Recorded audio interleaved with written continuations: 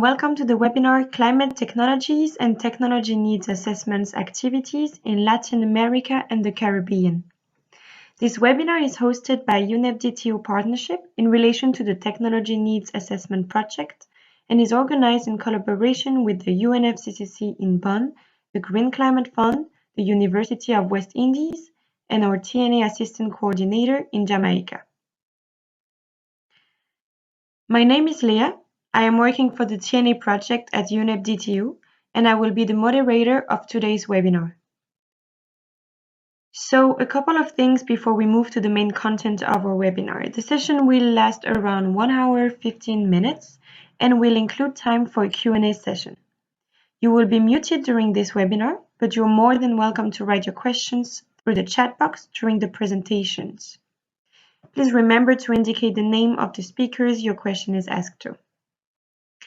And if you're not able to stay until the end of the session, or if you want to access our presentations again, no worries, because a recording of the webinar will be available online in a few days. You can actually see the link of the TNA website down here on the slide. So regarding the agenda of today's webinar, we will start with Lindy, who will introduce the TNA project in Latin America and the Caribbean, and who will provide a regional overview. Vladimir will share the UNFCCC perspectives on the TNA process. Emerson will share a presentation from the Green Climate Fund, followed by Donovan, who will explain the role of the regional center, the University of the West Indies, in supporting countries from the LAC region in the TNA process. And finally, Ayesha will present national perspectives on TNAs in Jamaica. Then come the times for our Q&A session, where our panelists will answer the questions you might have. Before we start, I would like to inform you that we comply with the GDPR rules. So it means that your personal data, such as name, email, and workplace, is safely processed and stored, and you have the rights to access the data being processed about you, and at any time you can request that inaccurate data be deleted or rectified. So for access to your data or further information, you can contact Aris and Louise, whose contact details are indicated in this slide. Now let me introduce the speakers of today's webinar. Lindy is specialized in environmental and resource economics. He focuses on issues related to adaptation to climate change and the need for climate-smart technologies, and he also focuses on agricultural development and natural resource management in developing countries. Lindy is the regional coordinator for the TNA project in the LAC region, and he is a native of the Caribbean St. Lucia. Vladimir is program officer at the UNFCCC in Bonn, Germany. In 2006, Vladimir joined the technology implementation team of the UNFCCC, working in technology negotiations and in technology needs assessments of non-Annex 1 parties. Before that, Vladimir worked over 10 years at Energy Center Bratislava and at the Intelligent Europe Energy Agency of the European Commission. Emerson is a climate policy specialist at the Green Climate Fund in South Korea. He's responsible for advising the fund on issues of technology development and transfer, and he guides the implementation of directions received from the UNFCCC Conference of the Parties, in particular on issues of complementarity and coherence with other climate funds. Donovan is a senior lecturer in the Department of Geography at the University of the West Indies. His current research is focused on climate change adaptation and disaster risk reduction in small island developing states. He is currently a lead author for the IPCC 6th Assessment Report and contributed to the recently published Special Report on Climate Change and Land. Ayesha is a climate change researcher and practitioner. She focuses on enhancing institutional and technical capacity for building national resilience through the UNDP Japan Caribbean Climate Change Project. Ayesha is the Assistant TNA Coordinator in Jamaica. Thank you for listening. I will now give the floor to Lindy, who will introduce the TNA project. Have a good webinar. Good morning, good afternoon, everybody. Let me take this opportunity to welcome all our guests to this webinar. My name is Lindy Charlery. Thank you, Leah, for a very well-rounded presentation or introduction of all the presenters. As mentioned, Leah, I am the regional coordinator for the Latin American and Caribbean region here at UNEP DTU for the TNA project. During my short presentation, I will give a general overview of the TNA project, followed by some general outline of some of the results that we have had in the Latin American Caribbean region over the last decade or so. And I will end with two examples from two countries who recently culminated with the TNA results. So what is the TNA, or the Technology Needs Assessment? The TNAs are a set of nationally driven activities aimed at helping developing countries to identify and analyze their mitigation and adaptation technology priorities. It involves three major steps. The first step is the identification and prioritization of sectors and technologies within those sectors.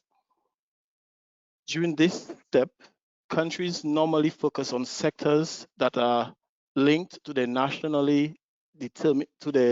sustainable development plans, and in some cases even to the nationally determined contributions to the UNFCCC.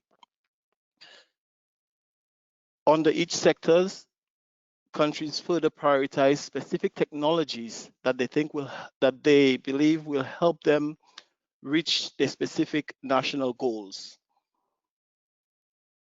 The second step of the TNA process involves the analysis of barriers and the identification of enabling frameworks that allow countries to better diffuse the prioritized technologies into their respective sectors.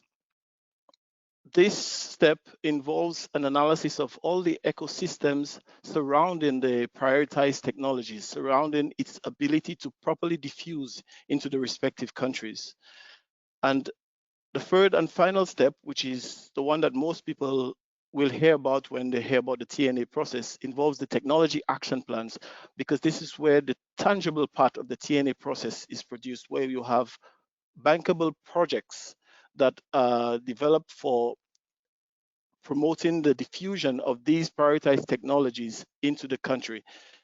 So at each step, an individual report is produced, and these reports are made available on the TNA website, and they are also available in the respective country offices where they are produced. The TNA process is funded by the Global Environmental Facility, the Jehl, and it is implemented by the UN Environment Program through the UNEP DTU partnership. Implementation is in close collaboration with the TEC, the Technology Executive Committee, and the UNFCCC and the Secretariat, which Vladimir will be presenting on a little bit more after my presentation. The TNA is a global project that over the last decade has reached almost 100 countries. If we are to focus on the Caribbean region, the Latin American and Caribbean region, 22 countries will have completed the TNA process by the end of 2023. Regional activities include regional capacity building workshops. And as I mentioned earlier, each TNA process in the countries are very much nationally driven as well as stakeholder driven. At these regional capacity building workshops, the coordinators and the country teams, which include local consultants, attend these workshops to receive training on each step. There are 3 workshops, one for each of the steps, which I spoke about in my previous slide. And these workshops are aimed at building the capacity within the local teams for implementing the workshops on the ground in their respective countries. Activities also include technical support missions, which are mostly conducted with the help of the regional centers, where the regional staff from the regional centers travel to the different countries to help them in the implementation of the TNA project on the ground. Also included a national training help desk to provide guidance throughout the implementation of the process. Also available are e-learning modules, guidebooks, and a range of tools, all freely available on the TNA website for TNA teams to use during and after the implementation of the TNA project. Our regional centers in the Latin American and Caribbean region have included Fundación Bariloche, Libelula, and is now currently the University of the West Indies, Mona campus in Jamaica, who will also be presenting a little bit later. If we are to focus on some of the results from the Latin American and Caribbean region, we will see that the sectors mostly prioritized by the countries that have completed the TNA project in the case of adaptation is water and agriculture, the two most prioritized sectors, with 16 of the 18 countries that have presented the data all prioritizing water, and 12 also prioritizing agriculture. Under mitigation, the most prioritized sector is the energy sector, and this is followed by transportation sector. This is not surprising, especially the part on adaptation, given the fact that we are dealing with developing countries who place very high focus on their water and agricultural sector. If we look within those sectors at the technologies that have been largely prioritized, first for adaptation, on the water sector, we see technologies related to water management and water monitoring and modeling, as well as water catchment and harvesting being largely prioritized. Please bear in mind that the technologies that you are seeing on the screen, these are broad groups of technologies. And to have a better idea of the specific technologies prioritized by each country, you are welcome to visit the TNA reports, all available on the TNA website. Links will be provided throughout the presentation. Sticking with adaptation, looking at the sector that is second most prioritized, the agricultural sector, the technologies prioritized are largely related to irrigation systems, as well as farming systems and crop management systems. Other sectors include agricultural conservation, soil management, etc. Under adaptation, the technologies prioritized contribute towards achieving the Sustainable Development Goals of clean water and sanitation, climate action, as well as zero hunger, and to lesser extent, other Sustainable Development Goals. If we move now to look at prioritized technologies for mitigation, in the Latin American and Caribbean region. In the most prioritized sector, energy sector, we see energy efficient building and lighting systems being the most prioritized group of technologies, followed by bioenergy technologies. Under the transportation sector, traffic management technologies, as well as fuel efficient technologies are highly prioritized.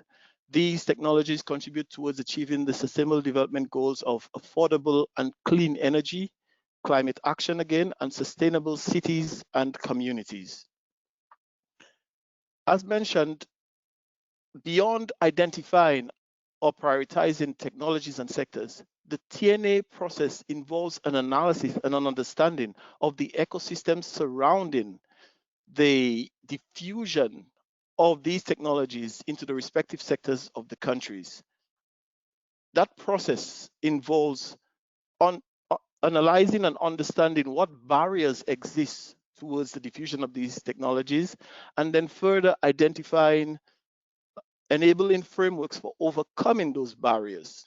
If we look at examples from the TNA process so far, we see that the most frequent barriers identified and, of course, enabling frameworks for overcoming those barriers have to do with economic and financial barriers. But these are not the only barriers. Other barriers include information and awareness, human skills, networking, etc. This part is covered in the second step of the TNA process, and the second TNA report produced by every country focuses on this section.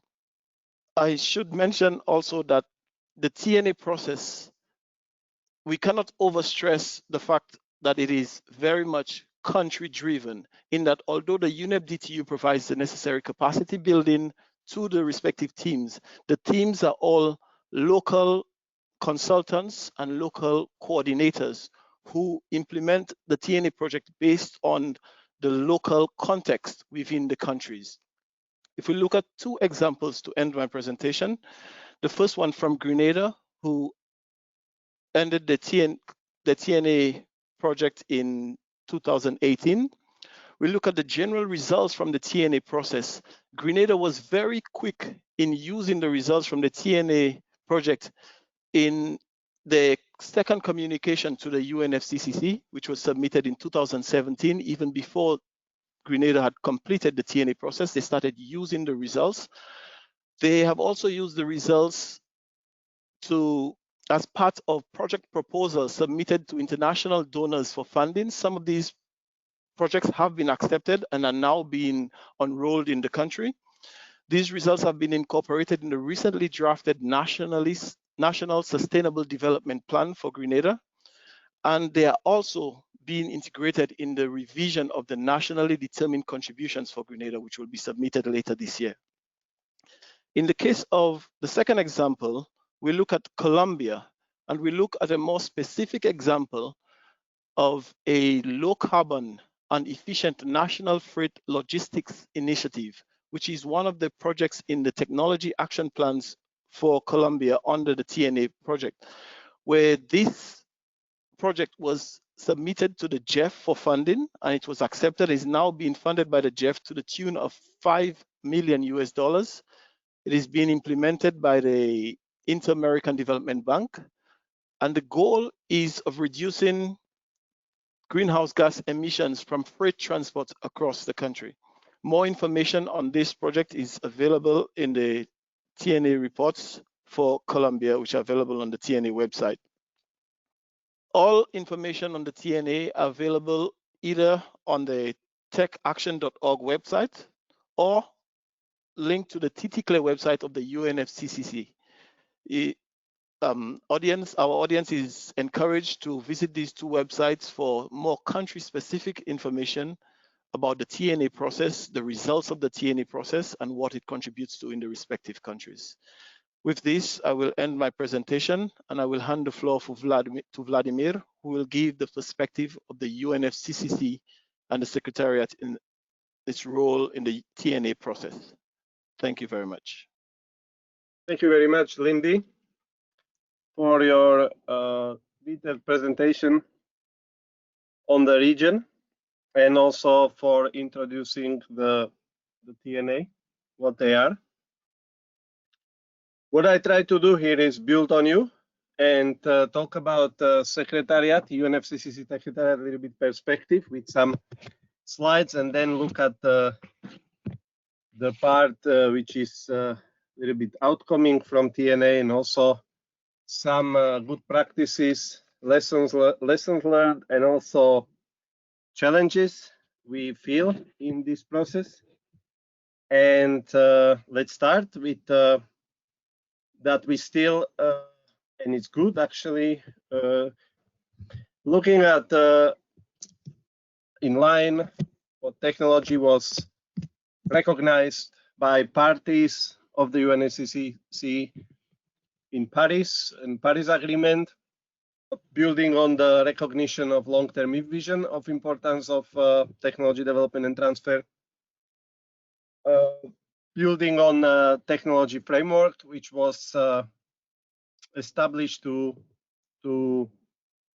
be a guiding element for technology mechanism, and also to deliver back what parties wish in Paris, and going through cooperation on a various level, and inclusion of both Technology Executive Committee, which you mentioned, Lindy, and also Climate Technology Center and Network, which is a implementation part of technology mechanism. Moving to the next slide, we have heard a strong focus on TNAs in Paris. And that was also in terms of TNAs where very concretely we've been asked to update TNAs and implement their results through projects. And also to facilitate provision of finance and technical support. And also to access technologies based on the inputs we receive from country-driven processes such as TNA that are ready for transfer. And look at enabling environments and barriers, which you've been also, Lindy, showing. Now, the framework is not new. The technologies framework before was technology transfer framework, for those of you who follow our process, which was facilitated by expert group of technology transfer, which was predecessor of technology executive committee. And some of elements of previous framework also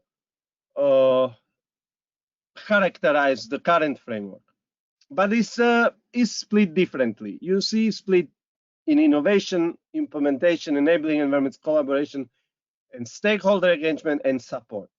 So in this framework, also the work of technology mechanism is ongoing, specifically technology executive committee, which is trying to come back to parties with recommendations and key messages. Now, you see bold TNA link with implementation. It's mainly so, but it doesn't mean it's only there, because you may also recall recently what Lindy mentioned in his barriers, and some of them are also looking at issues such as support, right? Enabling environments, collaboration, and partly innovation. So there are elements, of course, which have a lot to do with TNAs. However, we do have a sort of grouping of TNAs in the implementation key theme of the framework. Now, it's not only TNA, but this implementation, it's also looking at broader at all how we can implement mitigation and adaptation, prioritize technologies via TNAs, but and again was mentioned before, also through NDCs and NAPs and roadmaps and other policies. So it's a broader, let's say, a movement to fulfill the objective of Paris, and for that, within the work of the technology team of the Secretariat, the critical or most important element is the TNA, which we receive from countries on a global scale for more or already for 2 decades, and that's a very long process, as you know. Now, what is basically discussed by deliverables of the let's say technology executive committee is promoting or facilitating the undertaking of TNAs, which is ongoing at the moment, mostly through UNEP, UNDP, effective management and facilitation. And also there are some country-driven TNAs undertaken outside of this process, not many, but there are some. There is update of TNA because, as I said, it's a longer process, so we need also some evolved needs to show us. Not that report from 2005 is still actual. It's not in many cases. We look at and NDC is a new element in-house. If we're talking about perspective of 2005, we didn't have it there. So we look at the alignment of TNAs with NDCs and NAPs in terms of, let's say, processes which may be mainstreamed within countries. And also we try to, and UDP is looking very hard there, review the guidelines. So we try to enhance them, and it's in line of how the entire process is enhancing, whether it's technologies or it's also barriers and enablers. And this is where also Technology Executive Committee did a lot of work. So these deliverables basically were mentioned by Lindy before me, and this is just to show, and I've shown it also in the previous 2 webinars focused on Asia and Africa, this guidance for preparing a TAPS, which didn't exist until 2015, where it was a joint effort and collaboration. The Tech and UNEP UDP and also Secretariat were able to bring this to the light of the day. First version 2015, the second version 1.5 years later, also looking at monitoring of these TAPs. Now, this was also mentioned. This is also a little bit imagination of how much Jeff invested into this activity. And we are now with UDP happy to support phase 3 countries. Phase 4 will start in a near future, in the upcoming years, with LDCs and seats having on board. This is a little bit of map of countries, and I've said it before. Basically, it's a global coverage, except 2 major countries you may see, which is India and Brazil, which is not there, but I'm sure they've been in both countries activities which are having a similar findings on the needs, but within our process they've been not there yet. Now, looking at the 4th synthesis report, that's the synthesis and compilation which Secretariat produced based on inputs from countries, and we give it to negotiators to discuss this, to see it, to consider it, and also to come with the next steps based on the findings.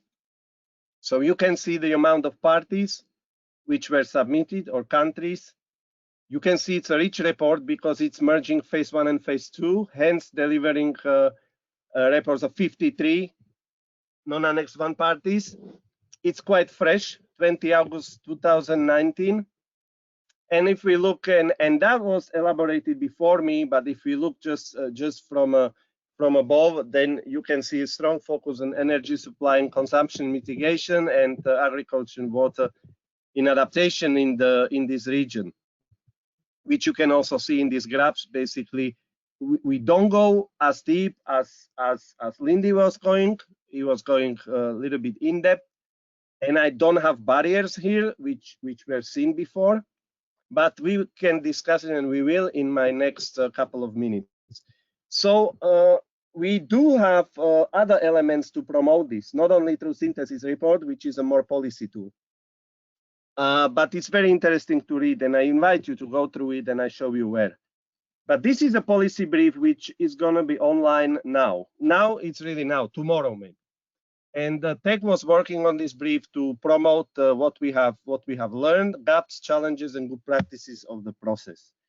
And also, it tries to sort of look at where we stand with the implementation, and offer some recommendations which can be taken from this work. So if you look at the gaps and challenges, and let's talk more now about implementation, because we know many countries have delivered good reports. We know that there was a good work behind it, but maybe there are some small elements we can fine-tune it better if we want to respond well to the, for example, coming from Paris politically, but also to needs of countries to realize projects. So we do see sometimes reports which are reporting a lack of domestic capacities for implementation experience, and also limited access to funding sources. And that's in line with the major barrier which we heard in a previous presentation, which was economic and financial. Then we see a lack of involvement of funding institutions in the early stages of the preparation of project proposal. And this is sort of up to countries to consider, because if they report a major barrier, access to finance or economic and financial, then perhaps on the top of environmental group, also other groups could be invited to this project in order to strengthen or close this gap a little bit, strengthen cooperation and close this gap. And then we sometimes see that the focus is more on reporting itself than at what's going to happen with my results later on, which could be considered, and we tried hard to work there together with UNEP, UNDP, and the engagement of funders in the TNA teams, the people who may advise or who may provide useful inputs into this work in terms of, let's say, preparation of proposals, and looking sometime but this is we cannot generalize the last bullet, but in some priorities of donors, but it's of course natural, there is a mismatch between needs and what is identified in TNAs and their priorities. Now, if we look at good practices, we of course each region has, and this is just an example of what we have in phase 2 and phase 3 with Uruguay. We have outcoming of TNA looking at building local capacity in relation to new renewable energy and electricity storage technology. We do have focus on sustainable livestock production and linking, as you see, with NAMAs, and there are more examples, of course. This is just quick pick, and you can see more in the brief, and we do have these examples of successes which we try to promote.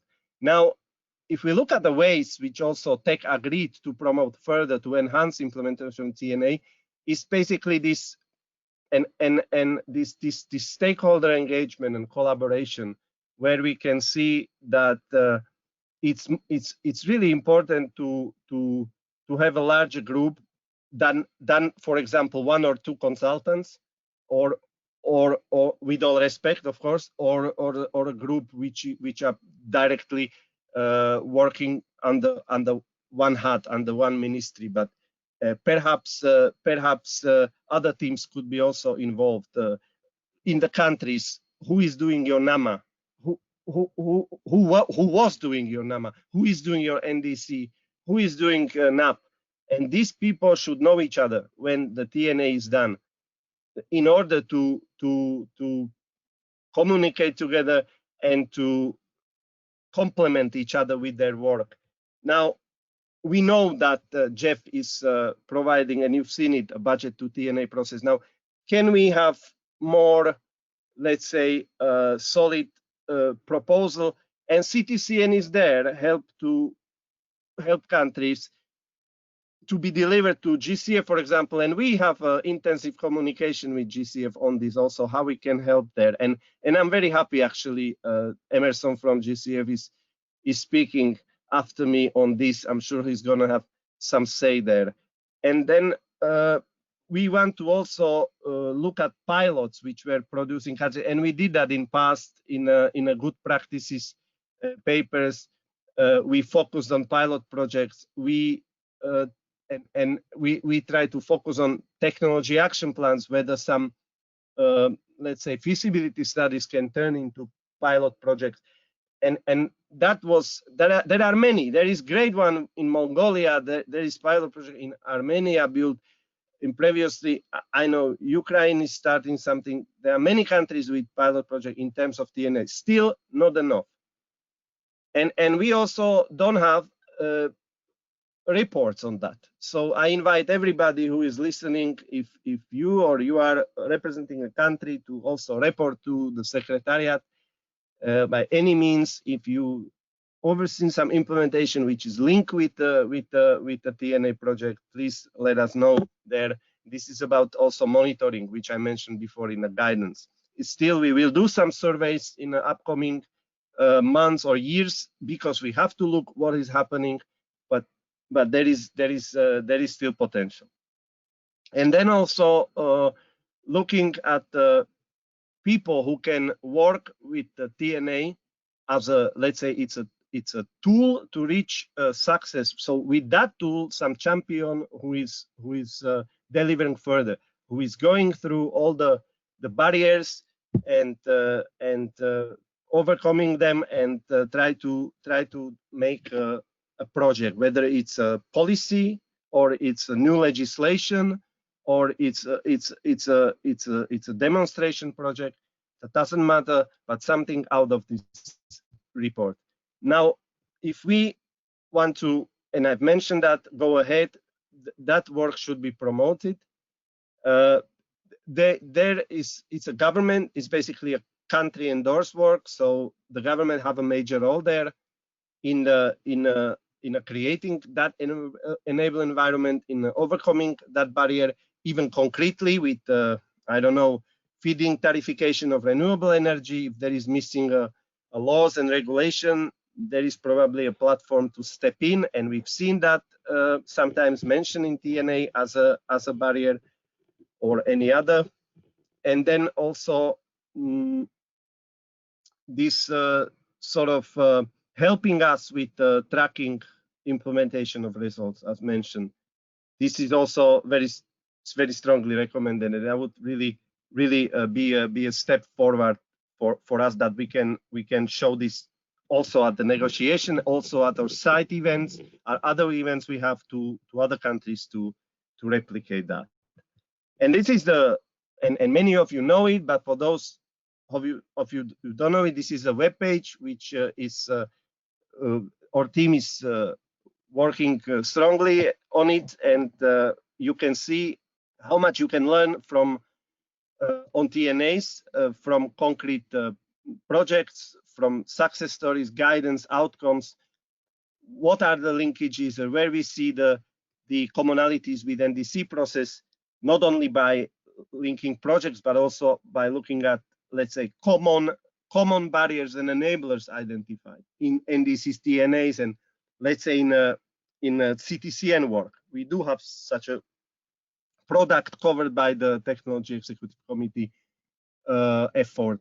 So I invite you to take a closer look. Also there you find many interesting documents, also papers, which you can build upon if you want to refer to this process. And with this, I thank you for your attention, and I stay online for your questions. Thank you. Oh, thank you so much, Vladimir. Good morning, good afternoon, good evening, colleagues. I believe most of you are on the morning side of the world. I am talking to you all the way from South Korea. It's almost midnight here, but it's a pleasure to be again talking about this super interesting topic, which is something close to my heart. So my name is Emerson Resende. I'm a climate policy specialist at the Green Climate Fund, and I'm also the focal point for technology issues, working closely with UNEP DTU and CTCN, and also the Technology Executive Committee of the UNFCCC. So today, the presentation that I have here in front of you is to provide you, first of all, a little bit of an update about the GCF in terms of project approvals, and where we are in terms of readiness, in particular locations for Latin America and the Caribbean. I'm also glad that before me, I had my colleague Lindy talking, now from UNEP DTU. We worked together briefly at the FAO. So good to see you here, Lindy. Without any further delay, let's get into the presentation. And I will skip through the first slides fairly quickly because I'm conscious of time, and I will go directly to slide 14, where we touch on the technology issues. However, I wanted to provide the presentation for those of you that want to consult it later to have a better understanding of the GCF, how it works, how it operates. So a little bit of a quick history of the fund. You can browse through these slides yourself. It's very self-explanatory, but you see that in the short life of the fund, where we approved the first project in 2015. So in less than 5 years, or in about 5 years since then, we have approved over $5 billion for over 100 countries in the world. And these resources are distributed primarily, or primarily no, entirely, along these 8 impact areas that you see on your screen. The top 4 ones in green are related to mitigation, and the bottom one are related to resilience and adaptation. A little bit here about our portfolio, where we are, as I briefly mentioned already. I'll let you dive into this at your own pace here. You can see that there is a good distribution between adaptation, mitigation, and cross-cutting. So what is cross-cutting, Emerson? Well, cross-cutting are projects that have components of adaptation, but also mitigation. And all these numbers, as in my presentation, refers to March of this year. Why? Because that was our last board meeting when projects were approved. So it's updated to the current day. The current status of the portfolio, you can see that about 20% of our total approvals are for Latin America and the Caribbean. That's a very good number for the region, and we are right now working with the countries there to help them develop what we call country program. Country program is basically the country coming to the GCF and telling us in a programmatic manner, looking forward for the next 4 years and saying, this is where I stand today, this is where I want to be in the future, this is the kind of support I'm seeking from the GCF in a programmatic way. What does it mean? It means that you are programming things looking to the future rather than coming and knocking on our door every time you have a project that you feel is interesting. So allows us to plan things ahead and allocate resources appropriately. A breakdown of the projects approved for Latin America. You can see that we have 28 projects approved for the region there. And this number does not include readiness, okay? So these are projects approved from that pie of $5.6 billion. And again, does not include readiness. I'll talk about that in a second. Here, just a breakdown also about the kind of instruments that we use. You can see that the majority of our investments are divided between loans and grants. And as the fund matures and the funds identify projects that have a better or have lower risk, we probably will be increasing these other instruments such as guarantees, results-based payment, which is primarily used for the forest sector, and of course equity to allow a larger participation of the private sector, which has a large link to also something that I will touch on here today. Some of you might be familiar with incubators and accelerators, so that has a large connection with this instrument of equities. I mentioned about readiness, so you can see here that we have over $200 million approved for readiness for 138 countries in the world. Primarily every country in Latin America has received readiness support from the GCF, not necessarily just for technology, but a range of activities related to capacity building. But let's get to the main dish of today's presentation, and I'm approaching the end of my presentation as well before I can pass on the baton to Donovan. Here is what I wanted to touch on, the incubators and accelerators. We are currently, the Green Climate Fund Secretariat is currently developing this approach, this initiative called Climate Innovation Facility, which is basically something that provides support for incubators and accelerators, and hopefully a growth funds later in the future to support climate technologies around the world. The first stage on the left side of your screen in the darker blue color, stage 1, refers to the establishment of regional innovation hubs. These are incubators. There will be an accredited entity that will be applying for GCF resources. They are currently developing a funding proposal to access our resources, and they envision to have these incubators in some parts of the world in a first phase to get the support from that local environments, when I say local, it doesn't mean that city or town, means that region, okay? So get those countries around to access the support for incubation of climate technologies there. Bringing together fund managers, universities, research centers and labs, international institutions that are also engaged in the topic, think tanks, and so on, and getting that spinned off. Stage 2, which will come in the future, is the acceleration of those initiatives and ideas that were found to be successful within the incubators. So that will be an accelerator to take them to the next stage.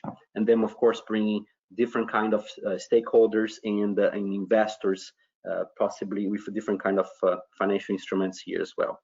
We know that on stage 1, incubators have a very high number of mortality, if I can say so, in terms of going through the difficulties of starting a company. So the system has to be sustainable. So part of the proceeds that come to the accelerator has to feed into stage 1, into the incubators, to allow more incubation companies, startups, to have their ideas tested as well. So all of this is part of this climate innovation facility that we are currently developing. And stage 3, I'm not going to touch much on that, is basically the whole idea of having a growth fund for taking things from stage 2 to a much larger scale. Readiness support specifically for technology. We have approved worldwide 24 projects on readiness related to technology. 2 of those are for Latin America. And you might say, well, why only 2 compared to Africa and Asia Pacific? Well, I think one of the answers here is that a number of these countries in Latin America have already accessed support for development of TNAs via the Jehl. In addition to that, they might have already also accessed resource for technology plans with other funds or other institutions.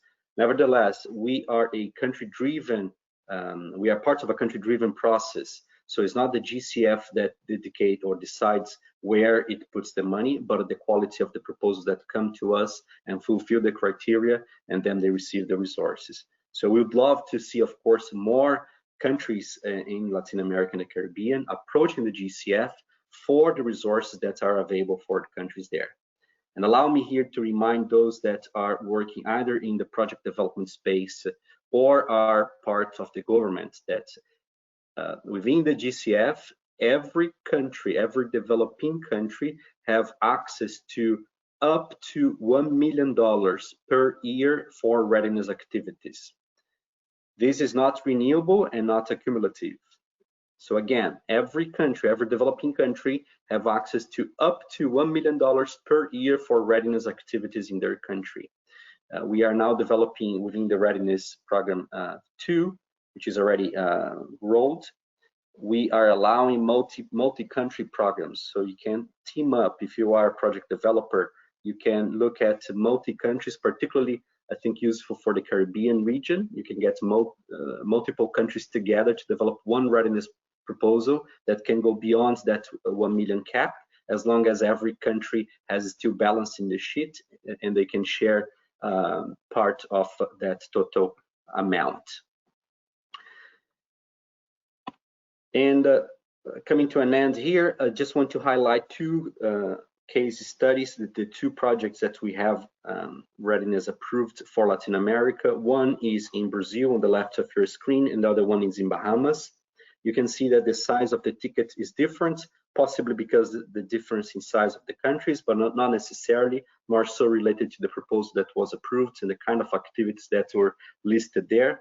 The timing, you can see that Brazil should be finishing by the end of this year, and Bahamas goes until early next year. Of course, some extension will be considered here, given all the restrictions that coronavirus has imposed to us. I'm not going to go into the details of the project. I think it's very self-explanatory. I just want to call the attention to those that want to see more details of these successful projects. There's the link underneath each one of them. You can click on that because the presentation will be made available by the organizers. And thank you, Leah and Begonia for that. Conclusions here. And I really would like to call for your attention on this. This is very, very important for us. If I was to concentrate on 2 of these 8 conclusions that I have listed here, one of them is number 1, the enhancement of the coordination between the national designated entity, which works with technology in the country, and the national designated authority, which is the focal point for the Green Climate Fund. So in many cases, we see a disconnection once we receive a proposal for technology, for readiness technology in the country. And it would be good to make sure that these actors are communicating before things are submitted, to make sure there's an alignment across all these boxes on the right of your screen on this diagram here. This arrow in green basically points to the idea that the readiness support provided by the Green Climate Fund, which feeds or supports technology needs assessments or any other kind of technology support, have to connect with the what we call country programs, which I already mentioned, the entity work programs, which is the same, but is the entity that is accredited to the GCF that talks to us in a programmatic manner, and of course the NDC to the UNFCCC. So whatever you do on technology in a country, make sure that that is feeding into these three major elements here in the top, in the boxes that are stacked. And of course has to culminate at the end on a funding proposal to the GCF, because if you are accessing readiness support, readiness finance, the goal is that you will develop a robust funding proposal where these technologies elements that you identified are part of the proposal for implementation in the future, which is probably something larger. So with that, I think I conclude my presentation. I thank the organizers, I thank everyone. I'm open for questions. I'll stick along for a little longer. And Donovan, I pass you the baton, and thank you very much. Thank you very much, Emerson. That was a very interesting presentation. Good morning, good afternoon, good evening, wherever you are. My name is Donovan Campbell, and in this capacity, I am the head of the regional center. And I just want to share some perspectives, some initial insights as to how the TNA process is unfolding in the Caribbean region. We are focused on 5 countries across the region: Jamaica, Suriname, Antigua and Barbuda, Dominica, and Trinidad and Tobago.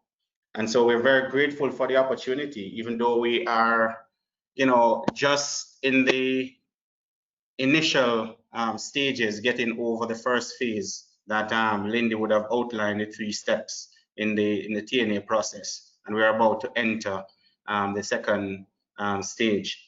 But already there are some important insights emerging, so I just want to share some of those with you. So I will first give a little overview of the center and the university, and then get into the insights and some lessons we are seeing so far. Just by way of context, the University of the West Indies serves 17 Caribbean countries and has over 7 decades of applied research experience across the region. We have 5 campuses, 4 landed and 1 open campus. We have a campus in Antigua, 1 in Barbados, 1 in Trinidad, and 1 here in Jamaica. And the open campus serves all the territories across the region. Now, the UAE, since last year, has been serving as the lead for the Global University Consortium on SDG 13 climate action. And so we are well positioned within the region where climate action is concerned. The Disaster Risk Reduction Center, through which the TNA is being implemented, it serves as the focal point within the university for disaster risk reduction activities. And the center itself emerged in 2004 after Hurricane Ivan. And there was an immediate need to establish such a center to respond to some of the disasters that we have come to know about the Caribbean. The center and its core team have built up a relationship over the years with a wide range of stakeholders across the region. And it is this relationship and this wide network that has allowed us to support the implementation of the technology needs assessment, and it is a regional center of excellence. Lindy would have touched on the overall structure of the TNA, but just to orient you a bit, the center provides technical support to the consultants. It is well aligned with the work that the center normally does, and so the activities under the TNA of providing technical support to the various countries and consultants is aligned with what the center normally does anyways. And so we support the coordination of the project. We facilitate the implementation of the technology needs assessment tools and methodologies. This is primarily done through regional training workshops. We provide technical reviews of the TNA reports, and we have a help desk to provide technical support. And Lindy also gave a very detailed overview of the role of the regional center, and so I won't spend much time on that. But just to add that we are seeing some emerging insights in three main areas that I want to highlight in this presentation. The first is related to the importance of stakeholder engagement. Second is political acceptance and the importance of alignment. So as it relates to stakeholder engagement, we're very pleased with how the countries have progressed.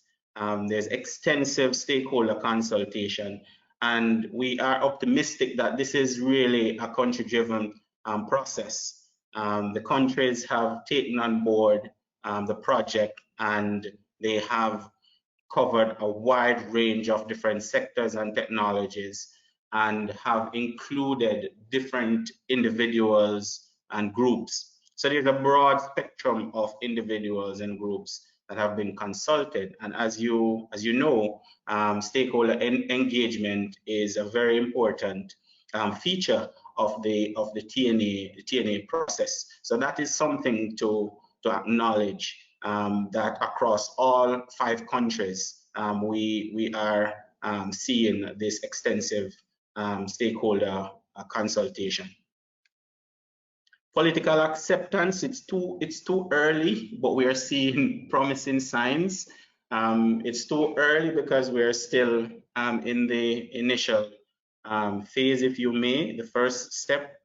But the interest and commitment from all the countries at the highest levels, have been encouraging, and this is one of the things that the regional center is really happy with, that level of appreciation for what this project brings. It's a different type of project. I mean, across the region, we are accustomed to projects that end with sometimes just an assessment or just a pilot, but I think the focus on implementation of the TNA is quite attractive at the highest level. And so we recognize it as a process, and that we want to continue to build on this encouraging sign. The consultations that have occurred already have included relevant decision makers who are able to move the TNA forward, and this is good. This is to be commended on the part of the DTU, in that they were very careful in ensuring that the coordinators and the individuals who are chosen to lead or support the TNAs, they sit in an ideal position to provide that decision-making.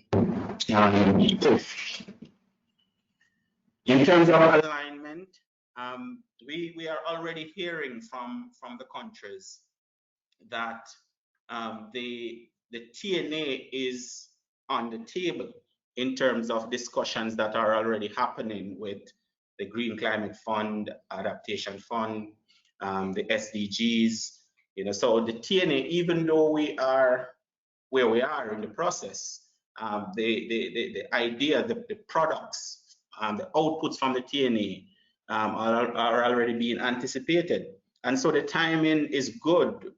You just heard from Emerson all of the wonderful activities that you know, the GCF is pushing. The timing couldn't be better for some of these countries. And I tell the coordinators that, you know, they're very lucky to be doing the TNA at this point. And so we are seeing a lot of synergies with climate policies and strategies across the region already. And there's great evidence of you know, interlinkages with current and future programs.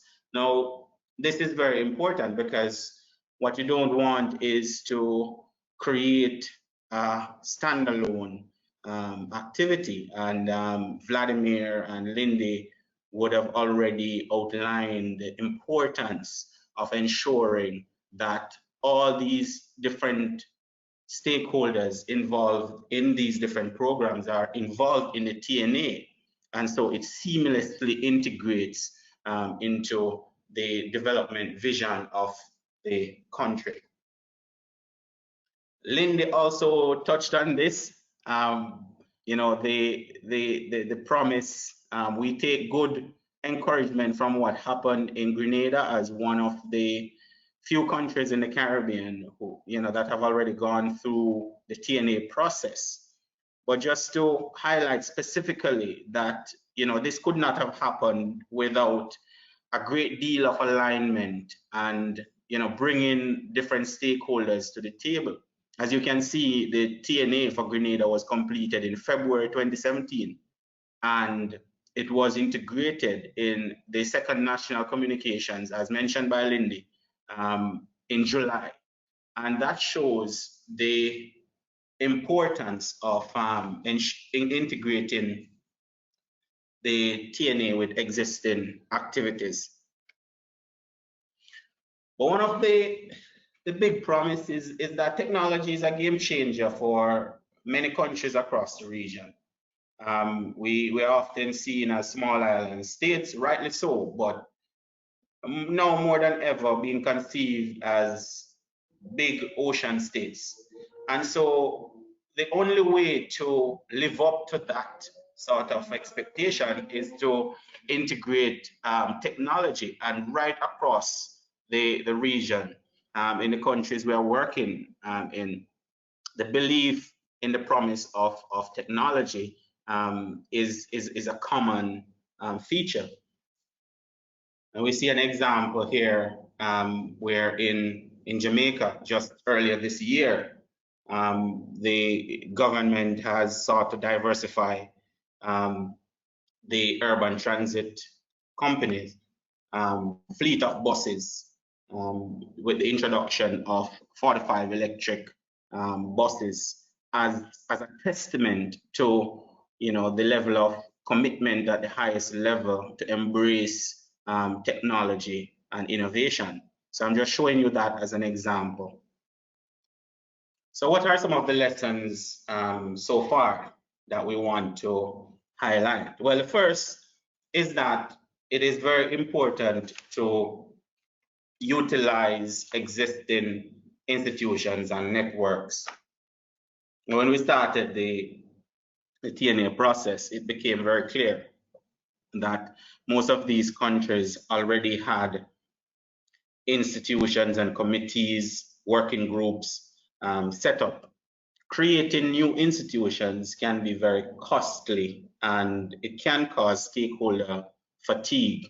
And so what we've seen across all 5 countries is that they have utilized these existing frameworks, set up these existing committees, these existing institutions and networks. Now, that puts the project directly in in the space where discussions are being had about other initiatives. And that is what really strengthened the alignment that we are seeing so far in the TNA process. So that is very good, and we are very happy to see that across all 5 countries. Building on existing technologies, all countries have included at least one technology already piloted locally, and I think this is good. It means that the countries are not necessarily just looking for blue sky technologies, if you may, but they're looking at it in its holistic sense. What we're thinking about, as a technology, and how to build, not to recreate or reinvent the wheel, but to build on what already exists. Be patient, flexible, and understanding. We started the project with a very nice timeline and very smooth flow of activities, but then came an election in Dominica, then came COVID-19, then came a lot of minor hiccups along the way. So at the regional center, we learned very quickly about the importance of being flexible and understanding, which, if I were to report just one challenge, because I see all of these as lessons rather than challenges per se, it would be that sometimes the delays might impact when we get the reports, and when they come in, it impacts our other activities. So the timeliness from our end in providing feedback to some of the countries have not been where it's supposed to be, but that's more on us, and we have increased the size of our team to be able to respond more frequently to that. So that's the only challenge, and we put that on the regional center and not the countries. Identify capacity building opportunities very early. This is critical. We can't wait until the top to decide on what we need to make things work. Flag them early. This often gets left out of the picture, no matter how much it is articulated in project designs. We find that capacity building is a small feature at the end when projects are being implemented. So very early, we have to make sure that we integrate these. TNA coordinators and consultants they determine how well the TNA process goes. We have been very fortunate to have top quality TNA coordinators and top quality consultants. Our lives at the regional center would have been much different if this was not the case. And so that is a major lesson that we are seeing so far, that the quality of the team, the coordinator and the consultants can determine how successful the TNA process is.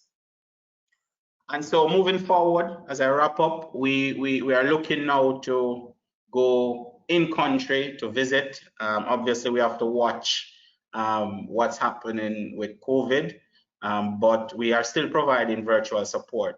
We have a help desk that is set up, as I mentioned, and we communicate frequently on an individual basis with the consultants and the TNA coordinators. And most of them just call me up when they're ready. When we say a help desk, that's a fancy way of putting you have Donovan's contact number, right? So we have a very good relationship with the countries and the coordinators, and so we're looking forward to this next step.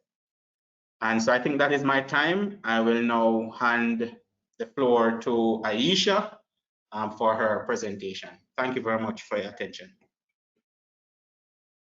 Hello, good morning, everyone. Good day, wherever in the world you are. My name is Ayesha Constable. I serve as the Assistant National Coordinator, TNA Coordinator, to Miss Unime Gordon, who is the UNFCCC's NDA in the Climate Change Division here in Jamaica. I will try to adjust some of what I had intended to say for fear of sounding as though I would have copied Donovan's entire presentation. But I think the synergies between the presentations, even starting with Lindy's, is testament to the validity, the truth of what we are saying about the process so far. Okay, so just a quick overview of the areas that I'll attempt to address in the time allotted. I'll try to be as quick as possible without taking away from the substance of it too much. Okay, so just a quick overview of Jamaica's climate change context, which I think is very similar to that of the other Caribbean countries participating in the TNA process and even more widely. The parameters that we most often examine include temperature, rainfall, sea level rise. And this experience, this reality for us in a big way defines the TNA process, the scope of the work that we're doing, and many of our other climate action, climate change initiatives. So for the priority sectors, and I think Lindy would have said it quite well in terms of the synergies that we're seeing globally between the priority sectors being assessed. In the case of Jamaica, these were largely informed by previous research and assessments carried out under, for instance, the second national communication, initial scoping work that was done towards the national adaptation planning process. So under adaptation, we have agriculture, coastal resources, water resources, mitigation, agriculture, energy. So you see where agriculture, as important as it is being considered under both the adaptation and mitigation tracks. And all these sectors, their selection and the work that we're doing as a part of the assessment is informed by and linked to the national communications, the nationally appropriate mitigation action, which was recently completed for the water sector, the previously completed NAMA for the renewable energy, and the nationally determined contributions that we are now in the process of revising. Okay, just a little bit more about the rationale, a little bit on the background as to the selection of the sectors. And it speaks really to the importance of these sectors to national development economically, socially, and the impact that any devastating climate change effects would have on these sectors as it relates to their contribution to the GDP. Right, so we see groundwater, we see sea level rise being spoken to in terms of coastal areas, as well as energy, and definitely, again, agriculture being paramount on the list. Institutional arrangements have been put in place to support the work nationally. Both Donovan and Lindy spoke to the global and regional framework that is in place. Nationally, again, I support UNEP Gordon in her capacity as NDA and TNA coordinator. And she sits in the climate change division, and again, they are well poised to do this work because of the role they play in safeguarding Jamaica's climate mandate globally. Donovan would have said earlier that we have managed to successfully engage with existing frameworks and networks, bodies that were already established to support the work that we're doing. And this is specifically the case as it relates to the use of the Climate Change Advisory Board, which provides technical oversight to the Climate Change Division. And so a subset of that Climate Change Advisory Board serves as the steering committee for the TNA process here in Jamaica.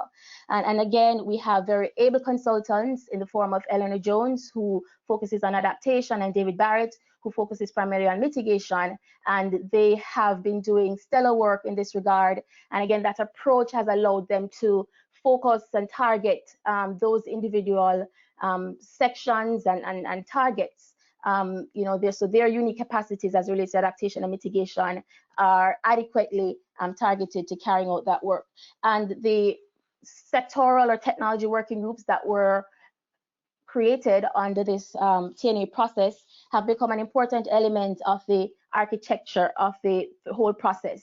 And we have one for agriculture, one for energy, one for sea level, rather coastal resources, and another for, why is that clipping me? Water resources, sure. And we were very keen in the composition of these sectors to ensure that we have broad representation, as broad as possible, considering that another limitation is in our context, that of technical expertise. But I think we have managed to ensure that we have adequate representation as well as gender considerations made in the configuration of the working groups. Okay, so here in the Caribbean, we kicked off with the regional capacity building workshop, the first of which was held in March 2019 in Jamaica, which brought together the TNA coordinators and consultants from across the 5 participating countries. And I think that in a big way set the stage for the work that was to be done. Thereafter, there was document review carried out, stakeholder mapping and consultations to inform the prioritization process of the TNA work. And as outcomes for stage 1 or phase 1, there was a formation of those technical working groups, technology working groups. There was a creation of long list of technologies. I think a total of 187 technologies were identified, and that was further refined into short lists, which indicated a total of 32 technologies across the 5 sectors or 4 sectors. And thereafter, technology fact sheets were created to present, information on all these technologies and to inform the prioritization process. The multi-criteria analysis approach or tool was used to then prioritize these technologies for the respective sectors. And a total of 10 technologies would have been identified across the 5. So this is just showing the initial breakdown that we had once the scores were tallied. So we see for adaptation where the ranking for agriculture and all the 4 other sectors really, and then thereafter they were reduced to the top 2 for each sector. So for agriculture, these are sprinkler and drip irrigation, rainwater as one, rainwater harvesting as another.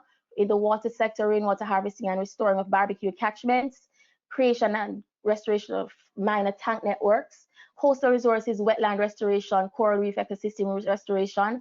On a mitigation for agriculture, we have concentrating solar powered systems, energy, biogas. So you see them there. And again, some of them would have been, existing technologies that, and I guess as a part of the process, we were initially thinking, so why are people still putting back on the table, technologies, systems that are being used, and recognize that one of the benefits of doing this is for us to further examine why there isn't, greater uptake of these technologies nationally, or, to identify opportunities to upscale or scale up these technologies. And so we're comfortable with what we have there. We think it's true to the outcomes of the process. And that's one thing that we commend the TNA process for. The rigor of it allows for to ensure the validity of the outcomes, and we try to honor that as best as possible. We had, again, very, like I said, common technologies being brought back to the table, like sprinkler and drip irrigation, which we are using to a fair extent here. And then we had on the mitigation side things like concentrating solar powered systems that raised eyebrows whenever it was mentioned to the stakeholders in the consultations. So an interesting array of technologies that we're working towards identifying the barriers for. So these would have been substantively examined and presented in the first report, which was completed and finalized in March of this year. And then phase 2 of the process, the barrier analysis and enabling framework component, seeks to identify barriers to the diffusion and adoption of these technologies, as well as measures to ensure that there's greater uptake. So looking at the enabling factors that need to be put in place.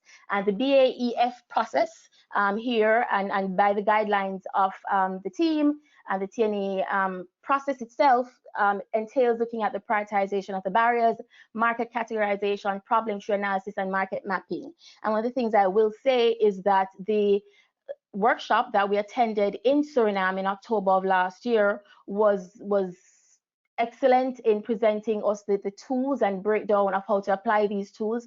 I think once we came back and started proceeding with this work, we recognized that without it, we probably would not have been able to function as quickly and as easily as we did. And despite that, we still had to go back to the drawing board a few times. We had a few preparatory meetings as assistant coordinator and consultants just to fine-tune the approach and the methodology that we would use for the BAEF before we went to the stakeholders. And so we now have a draft version of that BAEF report ready after a series of intense consultations with stakeholders. And that process, I think the last session we had was with that coastal and marine group before COVID sent us all home packing. But despite that, we proceeded using an array of other channels to communicate. We had Zoom meetings, webinars, whatever phone calls we could make to ensure that the work continued. So just a breakdown of some of the barriers identified so far, as based on the headings: financial, non-financial. Again, the problem tree tool, for example, would have allowed us to do further prodding and analysis. So when, very quickly people could say off the top of their heads, financial barriers are the main barrier to uptake of a technology. When we did that further analysis, we were able to see clearly that there were a lot of other factors at play, a lot of them being psychosocial, cultural, beliefs and perceptions of technologies, and how ways in which people do things. And those were hindrances. And so it allowed us to better identify ways to overcome and create the enabling environment to ensure that the technologies would be adopted and used. All right, so the financial, technical, and institutional frameworks, or the categories of the frameworks that we've identified. And this presentation will be available for further viewing, so you'll be able to get a better look, a closer look at what these are. But financial incentives, training to ensure technical capacity locally, as well as greater institutional coordination. And I'd like to think that the process of stakeholder engagement that we've adopted here also started that process, because stakeholders coming to the table force them to have deeper conversations about what is happening around climate change, around these technologies. And in some instances, we got a commitment from these entities to work more closely together to ensure that there was, greater synergies on the ground. I am just highlighting what I think are some of the best practices, good practices that we have been able to employ here in Jamaica. In terms of communications, we've been using a range of different tools and platforms to engage and educate our stakeholders. Some of the snippets that you see here, for example, from a national newspaper, the use of social media platforms, as well as the team, we put together a briefing, just a one-pager summary from the first report. We'll do the same thing for the second report as a way of synthesizing those results for easy reading by stakeholders.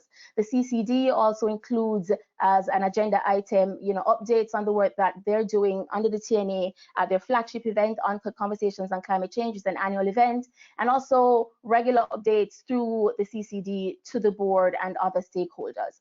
We were also fortunate to have been included on a panel at the last COP in Madrid, Spain, invited by Sarah of UNEP DTU to speak on gender considerations in the TNA process here in Jamaica. And as Donovan would have pointed out, I am grateful to the team for their efforts to engage stakeholders very broadly and adopting, a very no-nonsense approach to the use of the methodologies. I've seen them use that same rigorous methodology with one stakeholder in the room, just going from start to finish, ensuring that the authenticity of the process is maintained. And so we have, I would like to think at this point, great buy-in from the persons that we've been able to engage across the sectors, government, NGOs, and international development partners. We had one webinar session only with international development partners, which and funding agencies, to allow them to give insight from their perspective on what ought to be done to ensure that we get the kind of support once this process is complete and we're going to funding. And again, using various channels to ensure that we have broad-scale inclusion and engagement of stakeholders.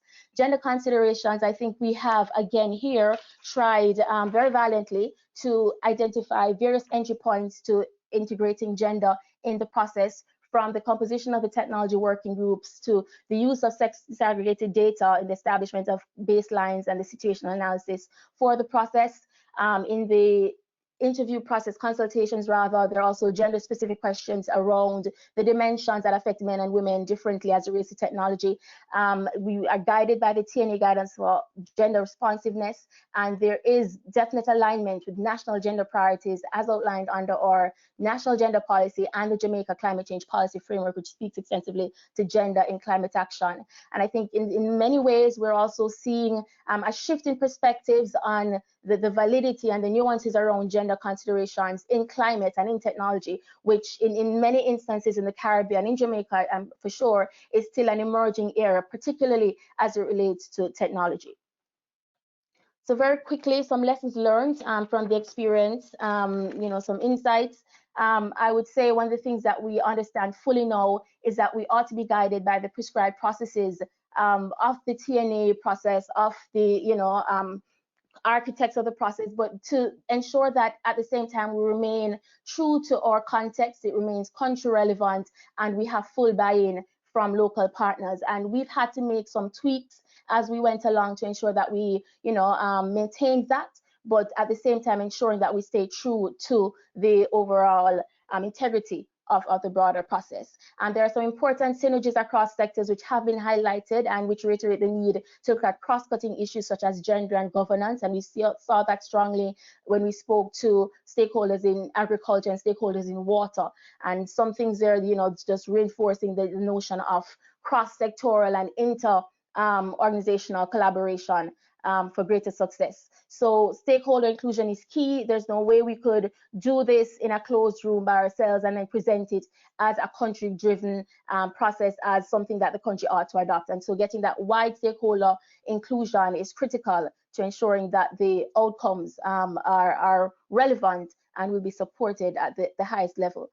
Capacity building workshops are not just that, but they provide an excellent opportunity for networking. And I think as we started the third process, as we came to the close of the BAEF process, the consultants and I had a conversation about, the postponement, cancellation of that third meeting, and that was scheduled for Antigua. Like, what do we do? Because really and truly coming together in that fashion has allowed us to be able to take on this thing with a lot more zeal, and a lot more clarity as to what we're doing. And so those are instrumental, and I commend the purveyors of this process for seeing the value of it and ensuring that that is something that's maintained and continued. It's a continuous process of learning for everyone at the table. The consultants themselves are continuing to learn by doing. I too am also grateful for the process to be so intimately connected with it and to be able to apply these methodologies in other spheres, in other aspects of climate work. And I think that's one of the things too that we will take as a definite takeaway, the applicability of these tools elsewhere. And that's a great incentive, if there were any, to being able to be a part of it. The opportunities to connect and reinforce the existing climate actions, the NAP process, the fourth NatCom and the NDCs, all those interlinkages. I think the TNA process is in some ways providing some kind of ground truthing to some of what is already there, but also adding some real teeth to what we will put forward as areas that we need to, channel funding for greater benefit and to leverage opportunities there. I'll just end by saying that we had to significantly slow our activities as a result of the pandemic. But I know that once we resume this process in earnest, what we will have to guide us going forward are some very important lessons that we've taken away from this crisis. And one of the major ones I would say is that it has reiterated the importance of any climate-related initiative at this point in time. And those lessons will guide us as we resume work and hopefully towards the end of the culmination rather of this process for the TAPs and just truly transforming the process of technology adoption across Jamaica and across the Caribbean. Thank you. Thank you very much to all the speakers for this really interesting presentation. So we have received quite a few questions regarding your presentations. So I will start with a question addressed to Lindy. So Lindy, what are the most common challenges of implementing TNAs in the LAC and Caribbean region, according to you? Thank you, Leah, for the question. So in the Latin American Caribbean region, from our experience to date, one of the key challenges facing the implementation of the TNA process is related to the timing of the local activities in the respective countries. Given that the TNA strength lies in stakeholder-driven activities, one should also take into consideration the structural factors in developing countries that limit the ability to get all the required stakeholders under the same roof at the precise time that maybe is planned, due to individual problems that each stakeholder may have. It many times does not happen at the exact planned time. So the TNA teams have to find ways of getting over the barrier of whatever situations exist within the country to ensure that they remain true to the TNA process, and they have been doing a very good job so far. However, keeping to the preset work plans is a bit of a challenge. So to overcome this challenge, we at UNEP DTU, we ensure that work plans are prepared very early, and we have backup plans in case things don't happen on time. So we have constant coordination with the TNA teams. We discuss, okay, what will happen if this does not happen on time? How will we follow up? And Ayesha even explained this in her presentation, how they went about ensuring that all stakeholders were given the opportunities to participate in the process, even though they were not able to make it to, say, the first planned meeting, but follow-up meetings were held, follow-up discussions were held. So this is one of the key challenges, but that challenge comes as a result of the strength of one of the main strengths of the TNA. So it's a challenge that we rather work with and overcome rather than forego the strength of the TNA. Thank you very much, Lindy. The following question is addressed to Ayesha. So how can TNA be effective in very remote areas where there is no electricity or where private indigenous community live? So in areas where there is no knowledge of technology or any kind of policy?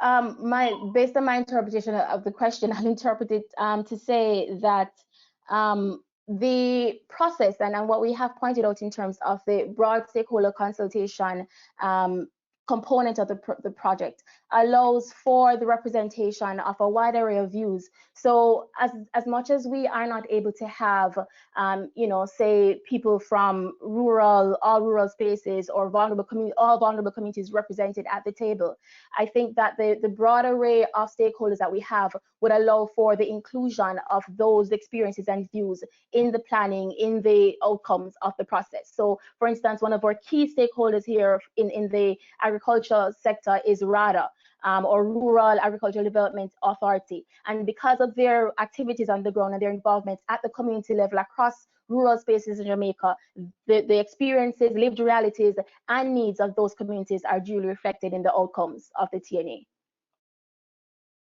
Thank you very much, Ayesha.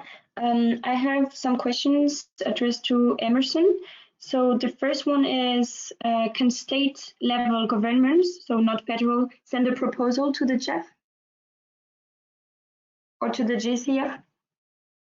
Thanks, Leah. I'll respond to the GCF. So yes, all the proposals coming from within the country have to go through the focal points of the government, of the federal government of that country, which for us called NDA, National Designated Authority.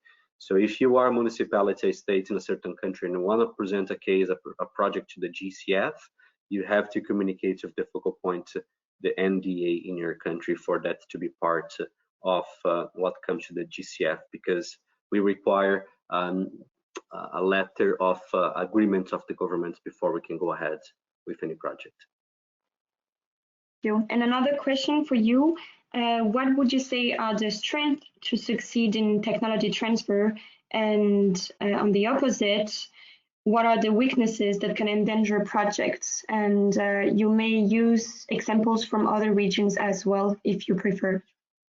Sure. I think a little bit of that is in the conclusions. So I invite you, I don't know who made the question, but I invite you to take a look on my last slide in the conclusions, where I talk about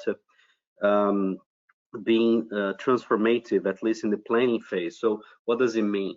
So look for what you're trying to do and see if that's really transformative, or if you're just using existing technologies and applying something that is already, has already been implemented elsewhere. What does it mean for us at the Green Climate Fund? There is large competition for the resources of our fund. Think about, there are over 150 countries for us to serve, and there's limited amounts of resources. So naturally, the projects that come to us, they are increasing the quality of the projects to be able to access the resource of the fund, because the fund is country-driven, not driven by the funds where we choose whatever you want to invest.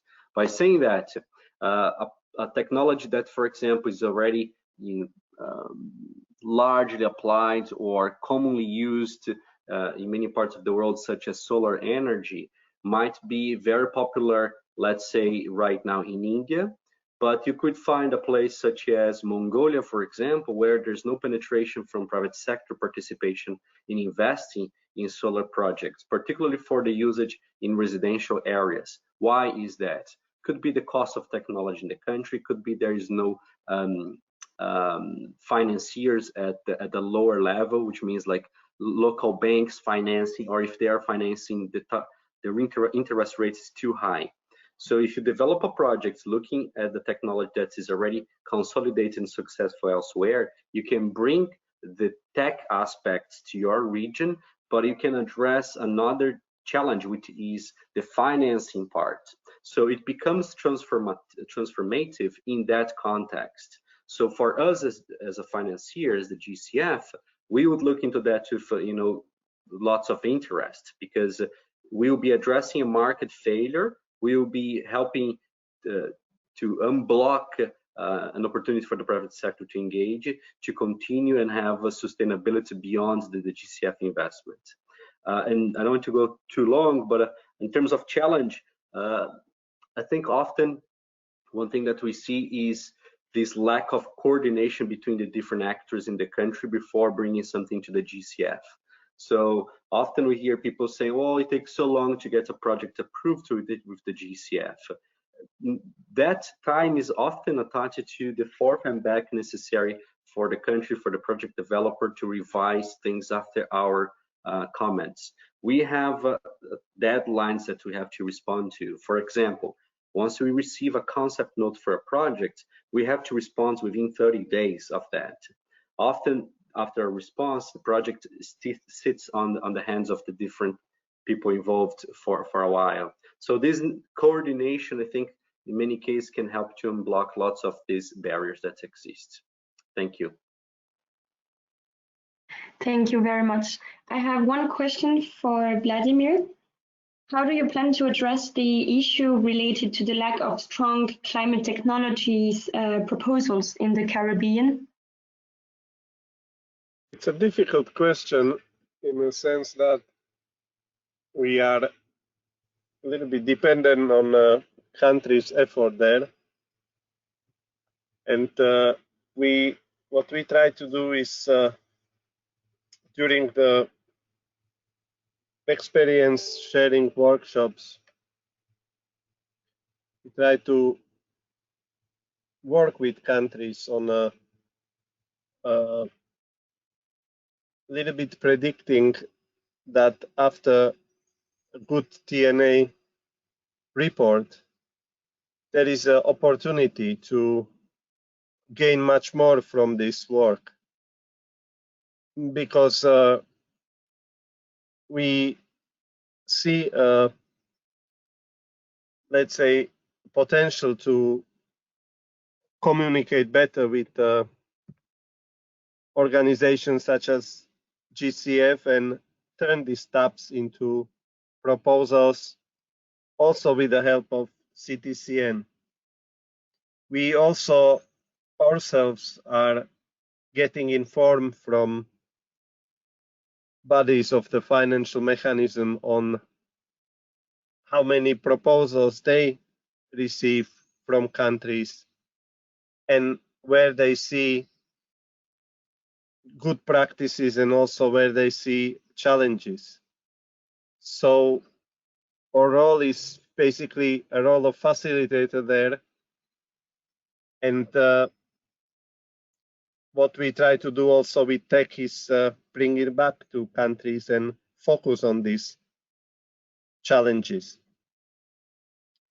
What is also interesting to organize probably in this sense is sort of like a facility to assist countries in preparation of such a proposals. We see a partial role of Secretariat in terms of promoting good practices and implemented reports and tabs. And then we see also a lot of other bodies, and this is sort of multi-sectoral effort, as each implementation is, to talk two countries. One activity which we planned now is building on a sort of training of trainers, which we organized before on how to finance preparation or how to prepare proposals which could attract funding. We've done that globally some more than 10 years ago. We are trying to, together with UNDP, UNEP, organize a webinar on that topic sometime in September this year. We'll keep you informed, and we have some draft agenda and initial communications behind us. So hopefully we can organize such a webinar. We plan to do it first globally, and then let's see how the different region is responding. But the fact is that there is a potential to be informed more about technology inclusive projects from Latin America and Caribbean region. We know some, but we are sure there is more, which we don't know about. But also today I learned some new informative things, so thanks for that. Thank you. And I have one last question for Donovan and also for Ayesha. So it is regarding the TNA process in Jamaica. Have you envisaged cooperation strategies with other countries in the LAC region to implement the TNA in Jamaica? Okay, thank you. I'll give it a shot. I'm seeing that question as whether or not we've engaged other countries to be a part of the TNA or to inform the TNA in Jamaica. The regional workshops provide an opportunity that goes beyond just the sharing of tools and methodologies. One of the things we learned is that it provided a forum for all the countries to interact and to share ideas about what sort of technologies they are implementing. And so in that way, the TNA for Jamaica would benefit from that sort of conversation, that space that is provided through the regional workshop from other countries involved. Outside of the countries that are directly involved, we draw inspiration from previously completed TNAs.